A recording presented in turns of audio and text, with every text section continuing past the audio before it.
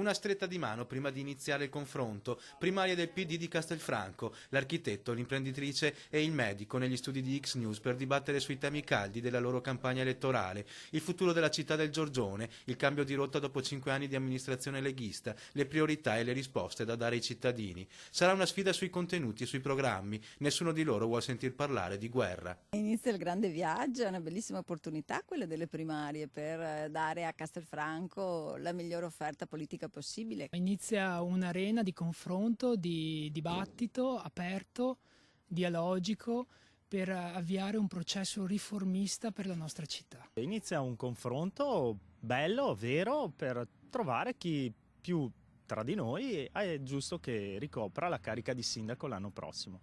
Ambiente, lavoro, la ripresa che è sempre più lontana, i giovani. A X News idee e opinioni a confronto. Laura Viola, Alessandro Boldo e Claudio Beltramello hanno portato in studio anche un oggetto, un simbolo legato alla Castelfranco del futuro. Ho portato questo oggetto che è una lampadina. La lampadina perché? Proprio perché Castelfranco deve trovare quel prestigio, quella visibilità, dobbiamo riportare luce alla nostra città meravigliosa. Laura Viola ha invece portato una bicicletta. Ho portato una bicicletta perché è lavoro, perché a Castelfranco c'è il distretto della bicicletta e secondo me è di buon auspicio per il lavoro. Ho portato bicicletta perché bicicletta è non inquinamento, è una città a dimensione d'uomo e mi interessava molto. E Alessandro Boldo una fotografia.